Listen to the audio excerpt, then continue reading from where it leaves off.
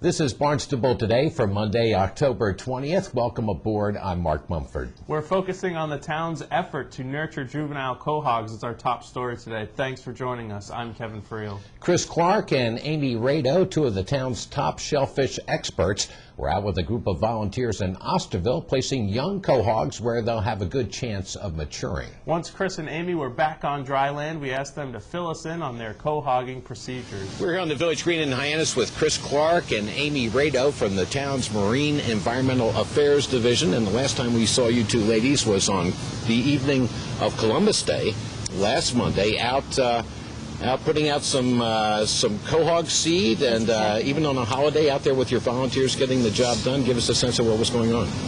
We plant our quahog seed on the minus tides, the extra dry tides of the month, and whether it falls on weekends or holidays, we pay homage to the tides to plant the seed as deeply as we can to keep them protected against being frozen their first vulnerable winter of the year. So Columbus Day tide, that was just perfect for you? The evening tide of full moon helps make those tides extra dry.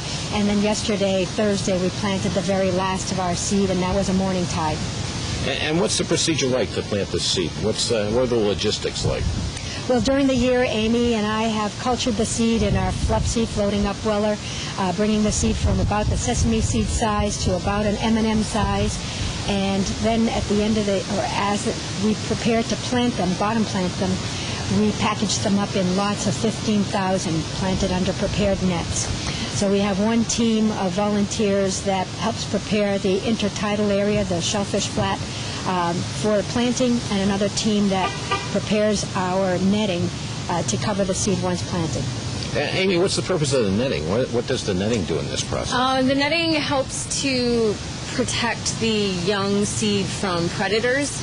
It serves as kind of a blanket of protection over them, and we staple the nets down to the ground and leave them on top of the clams for a year until they're a little bit bigger and a little bit more hardy so they can sort of take care of themselves. And refresh us, what are your key predators out there that you're worried about? Mostly we have issues with green crabs and spider crabs, and also channeled and knobbed whelk. Do you have an idea what the survival rate is when you throw out these thousands? Don't throw out, but you plant these thousands of seed? We figure that on the average about 2/3 make it to about little net size. Depends on where they're planted, the habitat, and predation pressure. In different areas the pressure is a little more vigorous than others. We're heading into the middle of fall, heading towards winter. This was the end of this process for this season? That's right. We buttoned down the end of this year's crop. We refer to our quahogs as a crop. We receive them in June. We finish bottom planting them on this low tide series in October. So now we'll have a chance to take care of our equipment, prepare it for next year, put it away, and make any repairs. Amy, the volunteers, when we were down there on Monday evening, they were so enthusiastic. They're out there early, ready to go. That must be a great part of the process working with them. It is, yeah. They're really great. They're willing to come out for evening tides and work into the dark, and they're willing to come in when it's still dark outside and work into the sunrise, which is awesome. They come out in all types of weather and don't mind. They're really great. And I mean, it kind of serves a purpose to them, too, because they get to see where the quahogs are going. I mean, they're all shellfishers, and they all care about the shellfishery, so, I mean, it's an opportunity for them, too. And, Chris, I just wanted to mention this. You probably don't want me to mention it, but honored recently by the Association for the Preservation of Cape Cod, one of 40 individuals, not very many, on the Cape who had a real impact on preserving the Cape. You must be honored. What are your thoughts on that? Very much. Well, I share that with the other people in Barnstable who put their share and a little extra into preserving the environment that we have, and we're so lucky to be here. Absolutely. Appreciate that recognition. And so now, as you say, the shellfish may be sort of getting into their winter groove where there's not a lot happening, but you two ladies are pretty busy over the winter months as well. Is that correct? They slow down. The shellfish slows down and puts on a dense growth. They grow very slowly, and will speed up their growth in the spring when the algae comes in the water again, the water temperatures rise. but part of this is that we just button up for the winter. And I have a seasonal job, so I'll come back to work in March. Excellent. And recreational oysters have started. By the time people see this piece, they'll already be started this season. So October 19th, that's a plus as well for everybody. Yeah, it puts a little extra stress on the enforcement, but it should be a good year. It's a good time to go shellfishing. There's more opportunities. The water temperature decreases, so areas that are closed because of bacteria levels actually open. So it's a good pair of waders, patch those leaky holes, and off you go. They say old shellfisherman once told me during the Depression that he ate clams for breakfast, lunch, and dinner and was damn glad of it. So in tough economic times, this is the way to go. I agree wholeheartedly. Well, thanks very much. Congratulations on your honor. Amy, thanks very much as well. No, you're welcome. Appreciate Thank it. you. Thanks. Who knows, maybe some of those quahogs are destined to turn up on Main Street Hyannis restaurant menus. One of those restaurants, the British Beer Company, was back in front of the Board of Health trying to establish what's going on with their grease traps.